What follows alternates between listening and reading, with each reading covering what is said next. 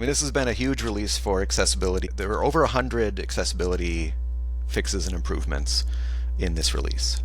Excellent. 3 in core and 70 in the editor. Wow. So that's pretty huge. That's a lot of progress. It should be really good. Hey, everybody, it's Roger with Kinsta. I'm here with my good friend Joe. Hey, Joe, how are you? I'm doing great. Glad to see here. Absolutely, absolutely. So 6.8, we're getting really close. Tax day is coming up soon. Um, how has the project been going for you in the last month? It's been good. It's been a solid release as far as we can tell anyway. I mean, the main feedback about how a release is going is, what kind of tickets are being raised about the beta, the release candidate, and what's coming up. And there hasn't been a lot of noise, so it seems like it's really good. There's no way to distinguish, of course, between insufficient testing and a good release. So you never know until the release actually goes out. But the reality is, this release is much higher on polish and bug fixes and lower on features, and so it really should be pretty solid. I mean, that's kind of the general expectation. But we all know that fixing a bug in a system as complex as WordPress can have all sorts of knock-on effects. It can be surprising. I know I made one change myself that I haven't heard any feedback on that's a negative, but you never know what those edge cases will be. And the specific change is to how custom menu items are handled in the admin menu tool, not the full site editor, not the customizer, but in the classic menu editor. So in the customizer, there's always been some checking to verify that it's a valid type of content for that link field. This has never existed in the admin menu editor. So I ported that over so it's now also in the admin menu. And so what we'll find out is there anybody who has this really unusual edge case where they're putting data that isn't normally a valid URL into that field, Okay. depending on that bug?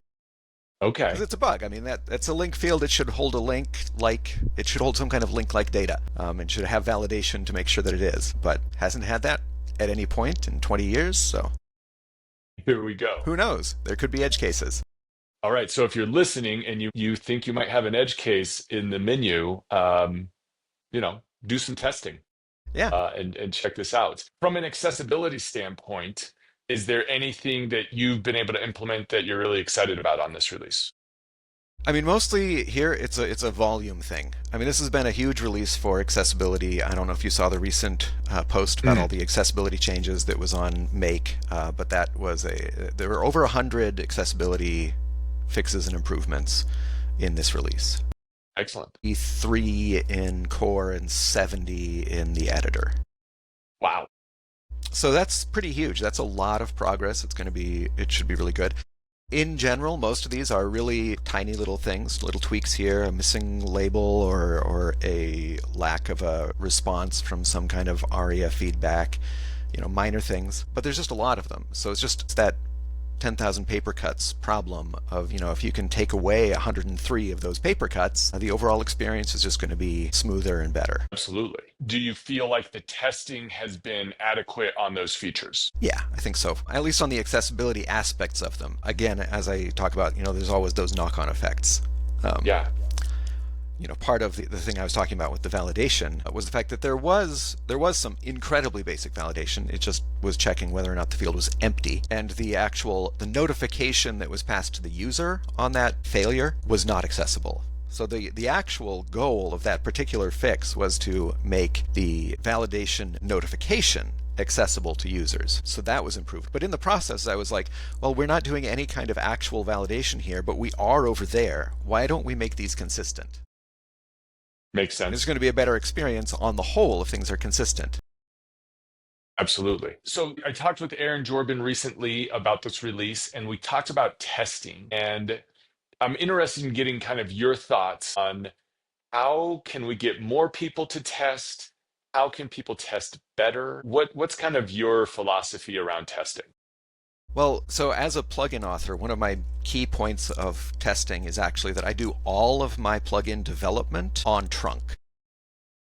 Okay.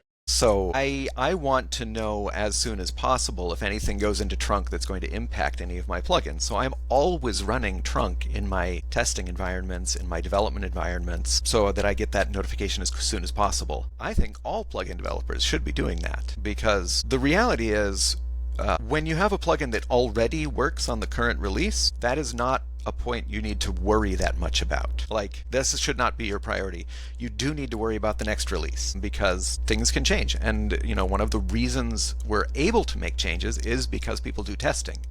And if we don't have enough testing, it becomes really risky to make any kind of changes, because, it's a complex system. There's so many plugins. There's so many different people doing so many different things, things that they've aggregated together over the last 20 years. Yeah, we're not going to be able to anticipate or test every scenario ourselves. It's just not realistic. So yeah, we need testing.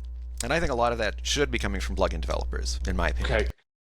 So in your experience, are you, and so I'm coming from an area of total ignorance here. Can you walk me through a little bit about what you mean by trunk? Okay, yeah, sure. So trunk is in the Subversion repository, which is the primary development environment for WordPress. It is the most current version of the unreleased code. Whenever it's released, that's always branched. So like 6.8 is the current branch. And there are special rules for committing to branches versus what you do for committing to trunk. So I'm a committer. So as a committer, you can commit anything to trunk at any time, with the exception of some brief windows right around the release candidate process. The branches, however, the sort of the 6.8 branch always requires 2 committers to sign off on every change. So you need to have somebody else double check and say, yeah, okay, this is okay.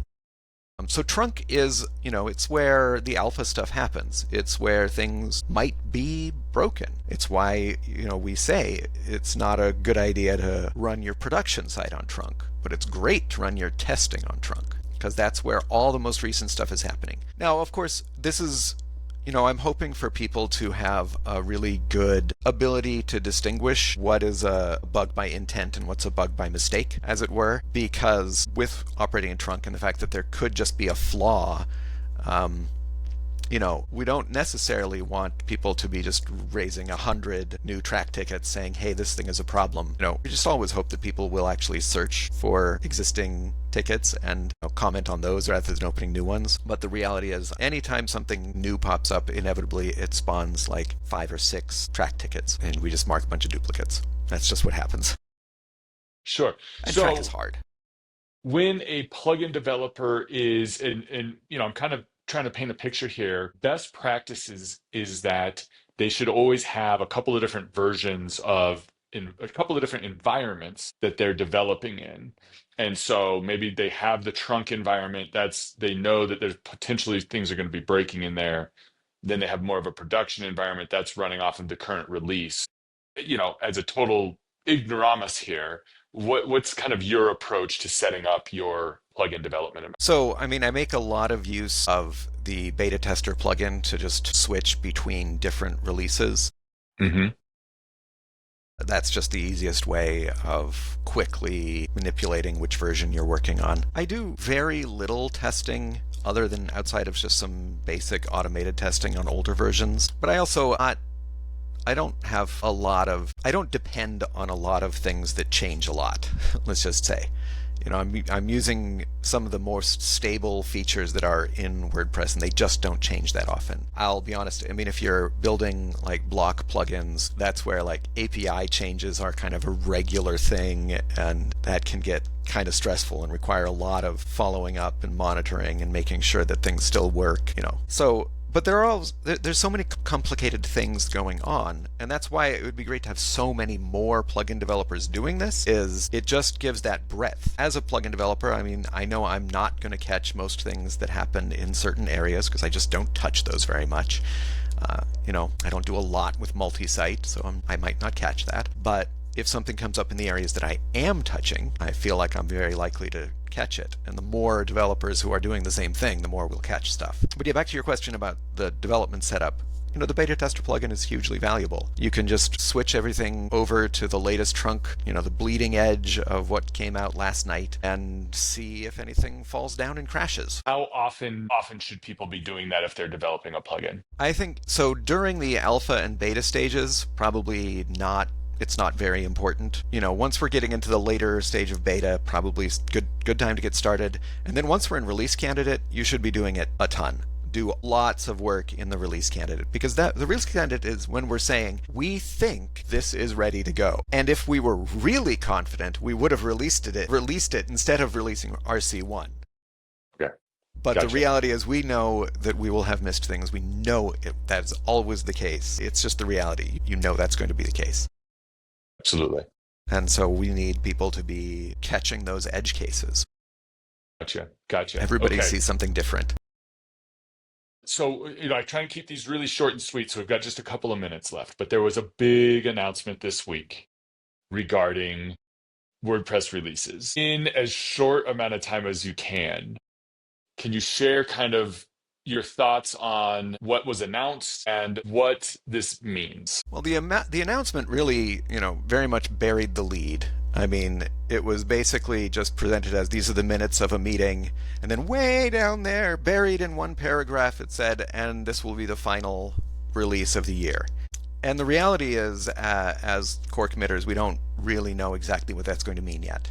And that has a lot to do with the fact that this announcement happened in the late release candidate stages of WordPress 6.8. So, we don't have time to have meetings right now and decide what will happen after 6.8, because we have to get 6.8 out the door. But right after release, that's when we'll be starting to really talk about that, because there's some interesting questions. Like, we can't immediately dive into doing minor releases that are extended. Like, there was a lot of talk about extending the parameters of what a minor release is, which I think is great. But we can't do that for 6.8.1, because that is almost guaranteed to be bug fixes to 6.8. I mean, and we should reserve that. So there's going to have to be a point somewhere along those lines where okay, 6.8, any bugs that were introduced in 6.8 are now resolved, and so 6.8.4, just to name a random number, is going to be where we start to expand and do additional polishes beyond just what went out in 6.8. Because I think that's what we're going to be doing, is there's just going to be a lot of point releases. They'll have a lot of polish. There's a lot of opportunity to fix things. They don't have to be small. They just can't be we're not going to be introducing new features. It is probably not going to redesign the admin in, a point release. That would be rash. But we have to work that out. Ultimately, the guidelines in WordPress for what a minor release is are pretty flexible, but we've mostly not leveraged them beyond just, bug fixes to the most recent release. Find out next week, I guess. So we'll get through the release. Tax day in the US, April 15th is what we're scheduled for. Yeah, I could wish that it wasn't quite scheduled that day, because I still have to get my taxes done too. Oh no. Joe, gotta get on it. All right. Well, Joe, I appreciate your time. As always, it's great to talk with you and get more insights into the project. And then good luck with your taxes and with the 6.8 release. And we'll talk again as soon as possible. Absolutely. All right, Joe. I look forward to reporting on being done.